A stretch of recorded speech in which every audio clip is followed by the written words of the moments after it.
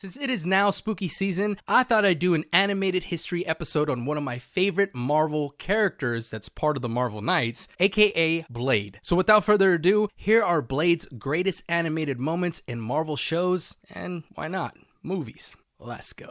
I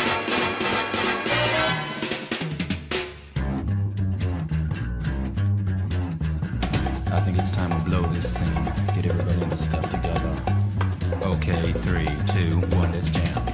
What's going on all my animated lovers? My name is Jacey, and I just finished watching every animated cartoon and movie that features Marvel's Blade, all the way from the first appearance in the 1990s to 2025 with Marvel Zombies. And I know that just came out, so that gave me the idea to do this. Also, usually I just do animated shows when it comes to these character breakdowns and their history, but I thought in today's episode, since there's not very many shows that feature Blade, I might as well just include movies as well. Now, before I do get started, please make sure that you hit that like, hit that subscribe, hit that notification bell to stay up to date on more videos of classic cartoon characters that I'm doing deep dives for just like this. Alright, so Blade. Blade has been a fascinating Marvel character to watch evolve across decades. From his animated debut in the 1990s to Wesley Snipes' groundbreaking live-action films, animated experiments, and even his upcoming Marvel Cinematic Universe reboot with Mahershala Ali that we have yet to see.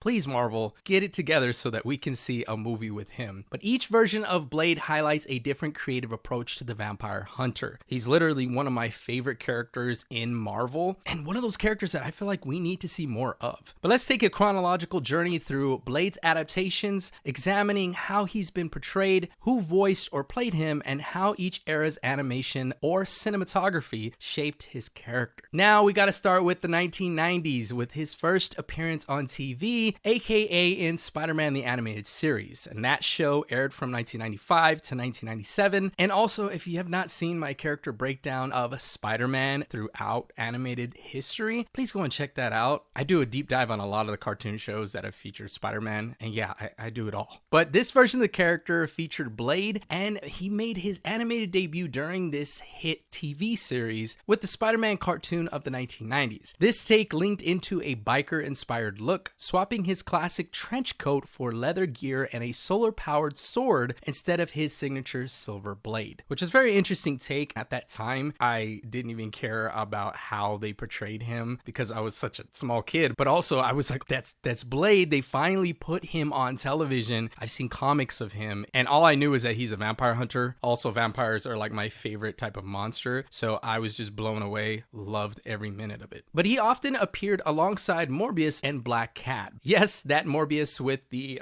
weird hands, you could say. And he's usually battling both his vampiric foes and his mother, aka Miriam the Vampire Queen. Now, as far as the voice acting when it came to this version, Blade was voiced by James Donald Hall, giving him a gravelly, aggressive edge that matched his vampire hunting intensity. Now, as far as the animation, we got the Saturday morning format that softened some of Blade's darker traits, but the moody aesthetic of the series still gave his appearance an eerie undertone. Next, we got one of the best portrayals of the character, still legendary to this day, in 1998's Blade. And this film featured the character being played by Wesley Snipes. He brought the character to the big screen in 1998, redefining superhero cinema, and I feel like setting a lot of the trend for superheroes in cinema. Even though we got Iron Man that spawned the whole Marvel universe, but Blade really started it all if you think about it. Now, this version of Blade was gritty, stylish, and unrelenting, portrayed as a relentless half-vampire warrior protecting humanity from the undead. I loved how the first one was rated R too, showed a lot of gore and blood. That's how we want to see these characters portrayed, with justice. And as far as the acting goes, I mean, it's Wesley Snipes, and he gave a career-defining performance, blending martial arts precision with cold charisma. His take elevated Blade into a cultural icon and set the stage for Marvel films to come. This is not only one of my favorite Marvel films, but also one of of my favorite vampire films ever. I loved how he was portrayed and the vampires in this film. Now, as far as the cinematography, director Stephen Norrington infused the film with gothic visuals, heavy shadows, and bloody action sequences. I also featured an intro that stuck in my head for years to come, and I thought it was so epic the way he showed up at that dance club, and it was just amazing. But the slick choreography and practical effects cemented the film as one of Marvel's earliest live-action triumphs. Next, we got Blade 2 in 2002. This version of the character also featured Wesley Snipes, of course, who returned to play this character,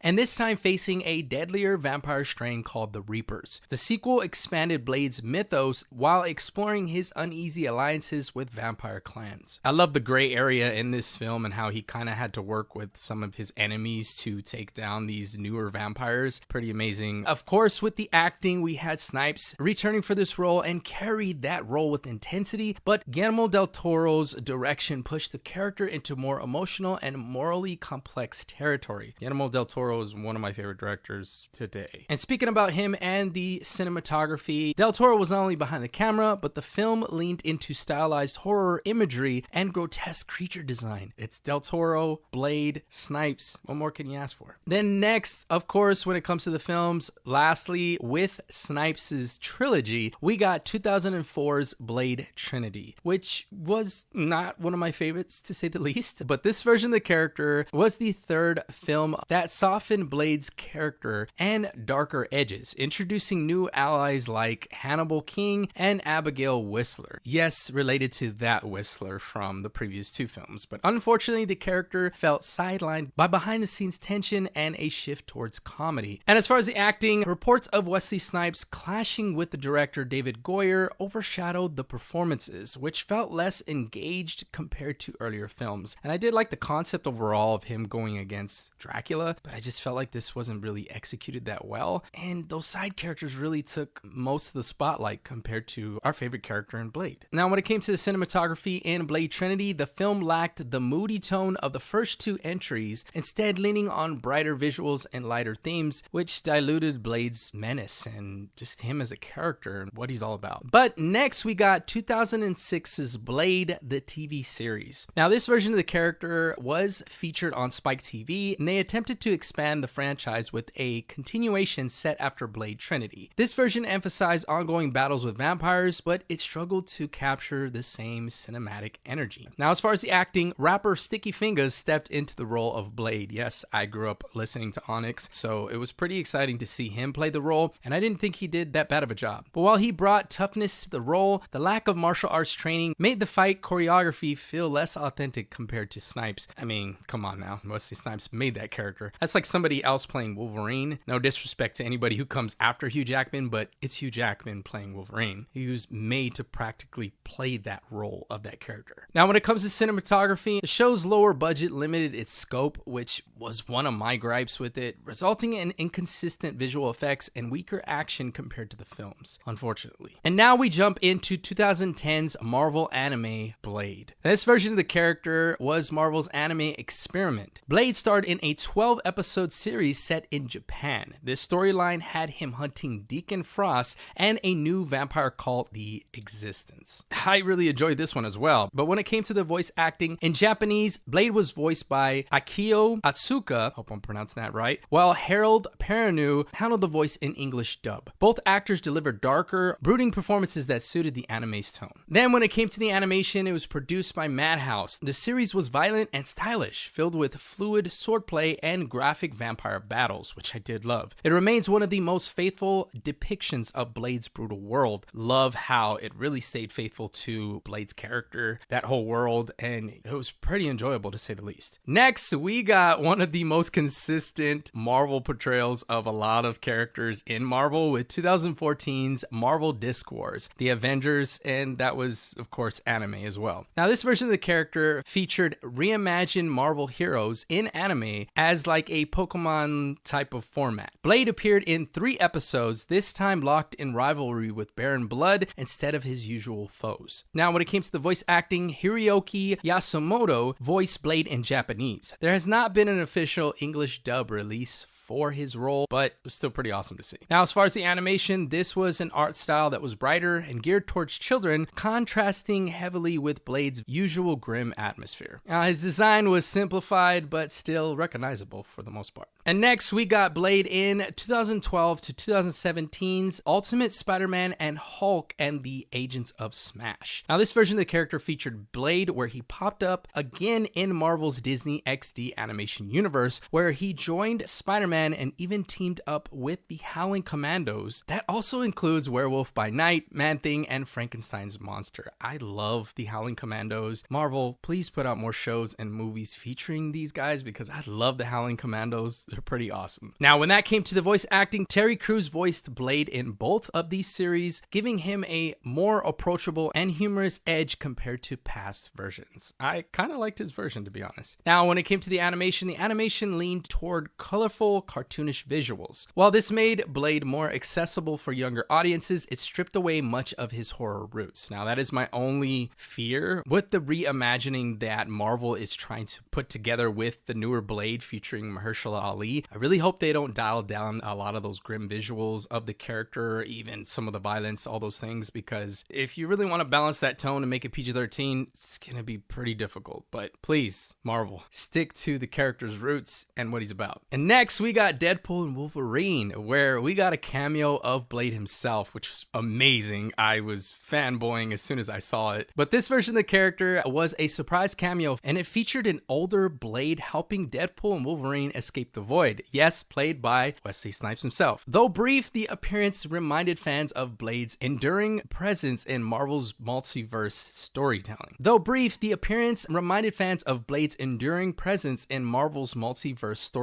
And as far as the acting, this version leaned on nostalgia, teasing the idea of Blade existing across multiple timelines, played by Wesley Snipes himself. And when it came to this version of the cinematography overall, the cameo blended humor with meta commentary, fitting the Deadpool tone while paying homage to Blade's darker legacy. Loved seeing him in here, and a lot of what we were reminded of was Marvel's earlier days and how they portrayed Blade. Now, lastly, of course, what made me want to come out with this video was we got 2025's Marvel Zombies this year in an animated series that featured the character. Now, this version of the character featured the spin on the multiverse. Blade fuses with Moon Knight to become Blade Knight. Now, in the earlier episodes, I believe it was in episode 1 or 2, you do get an explanation from Blade himself on how he became Blade Knight. It's pretty awesome, so make sure you pay attention to that part. He was for sure my favorite character out of this whole season, and it'll be interesting to see some more characters, hopefully like that, featured in later seasons if they do renew this for a season 2. But this hybrid character combined vampire hunting skills with mystical powers. He was a badass, to say the least. And as far as voice acting, we got Todd Williams providing Blade's voice, delivering a performance that captured both the grit of Blade and the mystical aura of Moon Knight. And to be honest, it took me a couple of episodes to realize, oh, that's not Mahershala Ali's voice. That's someone else. Because he did a spot on, I don't think he was trying to do an impression of Mahershala Ali. Now, as far as the animation, the show's eerie style embraced horror more than past Marvel cartoons, making this one of Blade's most creative animated transformations. It took a lot of the appearance of Marvel's What If show and really blended it to this darker tone. Now, as far as the future, Marvel Studios' Blade is expected to be in later films, maybe even shows, and that would be awesome to see more of this character. When it was first revealed at San Diego Comic-Con in 2019, Marvel confirmed that two-time Oscar winner Mahershala Ali will take on Blade in the MCU. His version is expected to balance horror with superhero storytelling while introducing the character to a new generation. But as you guys all know, we have gotten some halts in that production, also rumors of it being canceled indefinitely, but hopefully they try and do this character justice.